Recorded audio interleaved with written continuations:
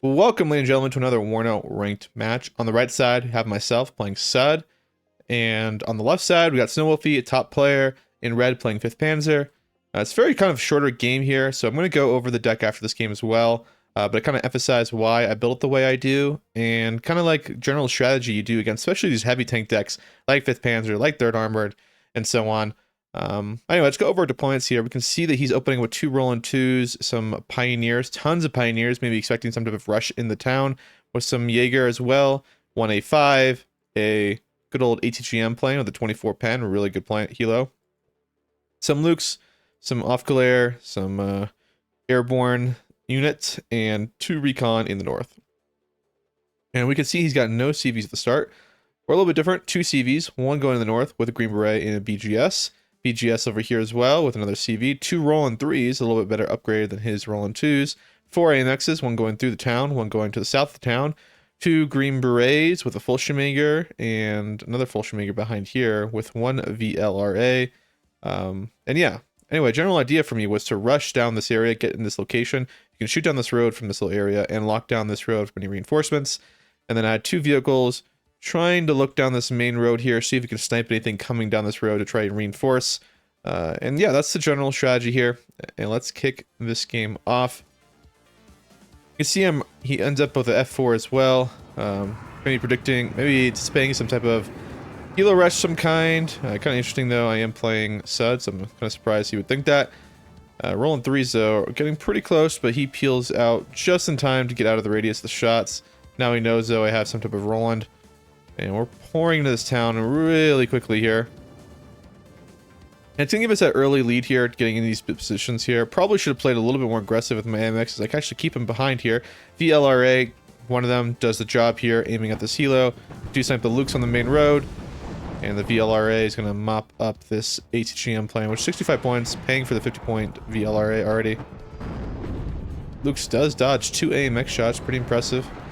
Plane comes over here, does take some hits, nothing crazy. Green Berets are putting down the firepower now.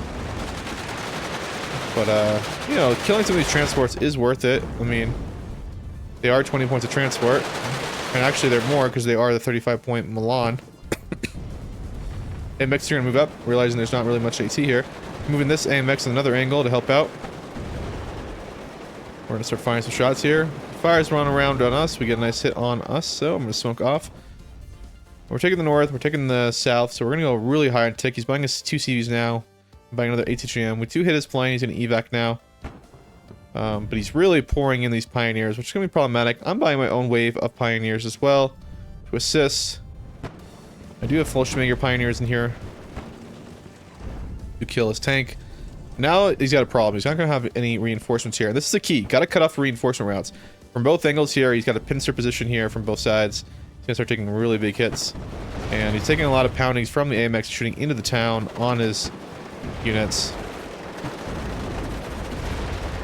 which is doing good work. And we're starting to mop up some of these guys. And our double vet, full Schmagers, special forces are really doing work against these Pioneers here. Like, really good work. Over here does bring up another helo. We bring up our AA though. We're gonna smoke one of them off. BLRA is gonna kill that immediately. And you can see we've pretty much mopped up his entire town here pretty easily. He's got 1 Pioneer here, but they're about to die between this Pioneer. And the reinforcement wave is coming. We got a bomber here coming in, gets his recon here. Now he's blind on the southern front. Pretty much we've wiped out his entire opener there in the first few minutes of the game. And he does surrender.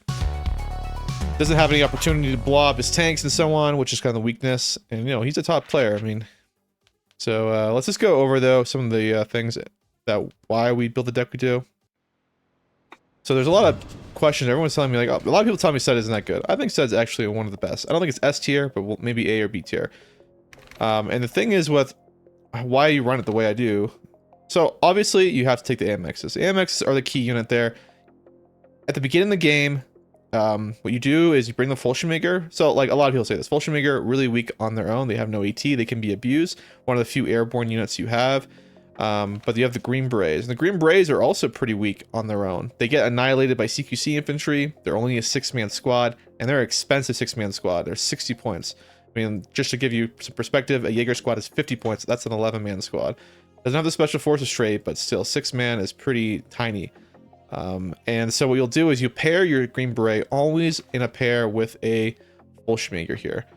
Every single time, and they'll complement each other pretty well. It's expensive, like we're talking about 125 points there combined, but it's 125 points of like absolutely nastiness, man. With the SMGs and the satchel with the Fallschirmjäger, you'll pretty much kill any unit in close quarters and at medium range.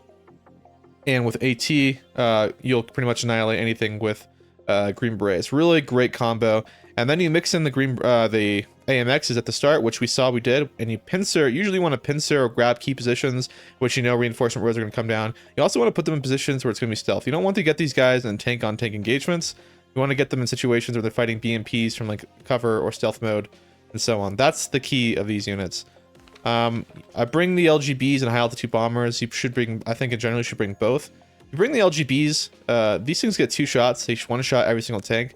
The key to keeping these things alive, right, is never extending into their actual dense part of their AA line. You always want to LGB things that are on the periphery of that, hitting things that are on the edge or pushing. Never go deep into it unless you're like already paid a lot and you really need it dead. But generally, you just want to use these things to counteract pushes, and not necessarily like use them just to kill any tank you see on the battlefield, because you want to keep these things alive. These things can rack up thousands of points really quickly, and even if you're going for cheaper stuff that's on the front line, it's still worth it. You pop a unit there, pop another unit there, and also make them think twice about when to make a push. Also, you have to bring the Starfighter HE bomber. I see a lot of guys running SUD for some reason without this thing. This thing's one of the most beast cost-efficient things. One thing to note though is if it's a moving unit, at all, do not fire your missiles at these. It's just never gonna, sorry, not missiles, bombs. You're never gonna hit. It's gonna be super cost inefficient. You're gonna want to use these only on stationary targets. And I think you also should bring the Starfighter cheap fighter. These things are hella fast, hella cheap. 2 of these are pretty much snipe any type of plane or helo in the game, especially helos, Apaches, and so on. 1 will cut it, but 2 will, and it's only 260 points. You're pretty much going 1-to-1 with a Apache for that price. And the Mirage is always too good as well. I don't see guys bring the mortars too. This is a must take. This deck has a lot of great infantry with the Jaeger, cost efficient, and Pioneers and Hemschützen. But you got to close the distance with these units. They can't be like all at long range, so you need to close distance. And the only way to close distance effectively and consistently is with these 120 mortars that are mobile. The reason you want to bring these versus just the stationary ones is you're never going to get counter batteried. Never. These things are too mobile, too effective to really get the hits on.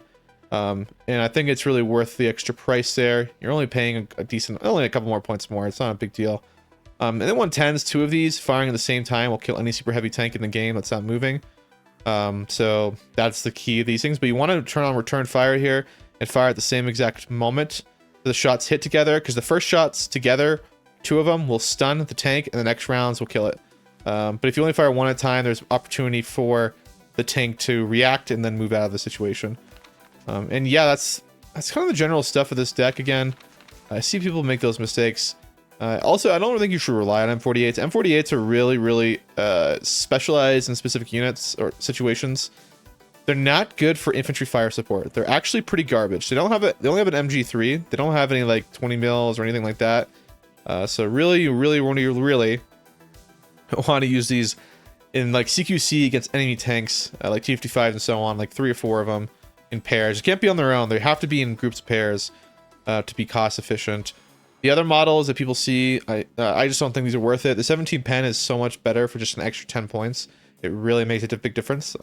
Huge difference, honestly. You may as well just pay an extra 10 points. And also the Milan carriers are absolutely critical to this deck. You don't have a lot of ATGMs. You already bring 1 Milan 2, and I bet mine up. So you're going to want to definitely bring these Milan carriers to supplement your ATGMs. These things are good. They have good stealth. They throw down missiles like crazy, and they hit pretty freaking hard. And these ones have airborne deployment, so it gives you flexibility. And another must unit, if you see this unit ever in any deck, 11th or SUD or any future divisions that we get down the road, you have to bring this thing. This thing is a beast. It annihilates any helos. It prevents anybody from helo rushing this deck ever in the entire game. It is so nice. Must take. Must take. Yeah, I see guys advocate for iHawks. I preferably for Rolands. They just put down the hurt a lot more. And also, none of your stuff is particularly expensive, so high altitude LGBs, the rolls will get the job done, and if they hit your target and kill your stuff, it doesn't matter. Your stuff's cheap, and it's always going to be cheaper than that LGB that comes in to try to kill you. Your infantry squads, or your tank, or whatever. Like, it's so cheap, this squad-wise. Anyway, that's some of my tips. Also, I'd recommend 3 supply in this deck. It's kind of a, I think, a necessity. But yeah, anyway, hope you guys, tell me what you guys think about this deck, and I'll see you guys around, and thanks for watching.